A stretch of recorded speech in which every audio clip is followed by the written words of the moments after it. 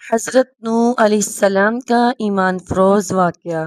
بسم اللہ الرحمن الرحیم۔ تمام تعریفیں اللہ تعالیٰ کے لیے ہیں اور درود و سلام ہو ہمارے آقا حضرت محمد صلی اللہ علیہ وآلہ وسلم پر۔ ناظرین کرام، آج ہم قرآن مجید کے ایک عظیم نبی حضرت نوح علیہ السلام کا واقعہ بیان کریں گے۔ یہ واقعہ ہمیں صبر، استقامت، اللہ پر بھروسہ اور اس کی اطاعت کا سبق دیتا ہے۔ حضرت نوح علیہ السلام انبیاء کرام میں سے ایک جلیل القدر نبی تھے۔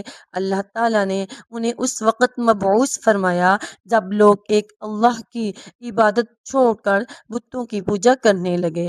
انہوں نے اپنے ہاتھوں سے بت بنائے، ان کے نام رکھے اور انہیں اپنی حاجات پوری کرنے والا سمجھنے لگے۔ اللہ تعالیٰ نے حضرت نوح علیہ السلام کو حکم دیا کہ اپنی قوم کو توحید کی دعوت دے۔ آپ نے نہایت محبت، شفقت اور حکمت کے ساتھ فرمایا، اے میری قوم، اللہ ہی کی عبادت کرو، اس کے سوا تمہارا کوئی معبود نہیں۔ حضرت نوح علیہ السلام نے دن میں بھی تبلیغ کی، رات میں بھی لوگوں کے سامنے بھی دعوت دی اور تنہائی میں بھی نصیحت کی۔ آپ نے انہیں اللہ کے عذاب سے ڈرایا اور توبہ کی دعوت دی۔ فرمایا کہ اگر تم اپنے رب سے معافی مانگو گے تو وہ تم پر بارش برسائے گا، تمہیں مال اور اولاد عطا کرے گا اور تمہارے باغات اور نہریں آباد کر دے گا۔ لیکن افسوس، قوم نے آپ کی باتیں کے بجائے مذاق اڑایا۔ وہ اپنے کانوں میں انگلیاں اپنے سروں پر کھینچ لیتے اور تکبر کے ساتھ کی دعوت سے منہ موڑ لیتے۔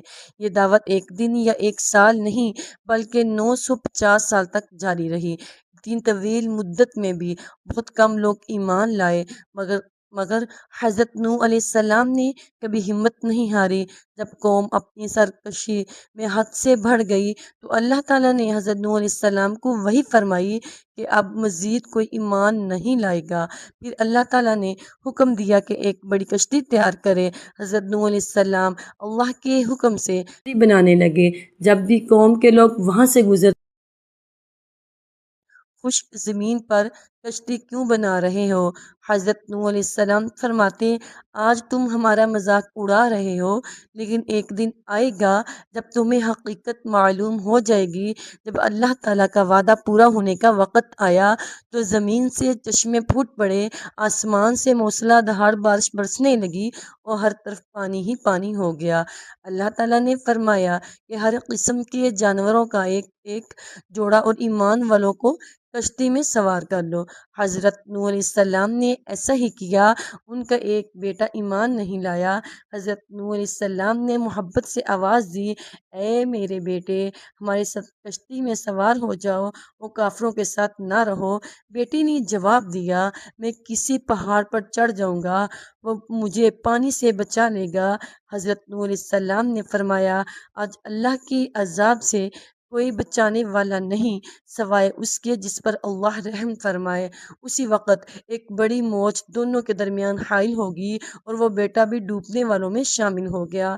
آخرکار پوری نافرمان قوم ہلاک ہوگی اور صرف ایمان والے بچ گئے۔ کچھ عرصے بعد اللہ تعالیٰ نے زمین کو حکم دیا کہ اپنا پانی نگل لے اور آسمان کو حکم دیا کہ بارش روک دے۔ پانی اتر گیا اور کشتی ایک پہاڑ پر ٹھہر گئی۔ حضرت نوح علیہ السلام اور ان کے ساتھی کشتی سے اترے، اللہ تعالیٰ کا شکر ادا کیا اور ایک نئی زندگی کا آغاز کیا۔ اس واقعہ سے حاصل ہونے والے اسباق: ہمیشہ صرف اللہ تعالیٰ کی عبادت کرنی چاہیے، حق بات پر ثابت قدم رہنا چاہیے، لوگ مذاق ہی کیوں نہ اڑائیں، اللہ کے نبی کی اطاعت میں ہی کامیابی ہے۔ ایمان کے بغیر صرف رشتہ داری انسان کو نہیں بچا سکتی۔ اللہ تعالیٰ کا وعدہ سچا ہے، اگرچہ اس میں وقت لگ جائے۔ صبر کرنے والوں کو اللہ تعالیٰ کبھی ضائع نہیں کرتا۔ اللہ تعالیٰ ہمیں حضرت نوح علیہ السلام کی طرح صبر، استقامت اور ایمان پر ثابت قدم رہنے کی توفیق عطا فرمائے اور ہمیں ہر قسم کی گمراہی سے محفوظ رکھے۔ آمین ثم آمین۔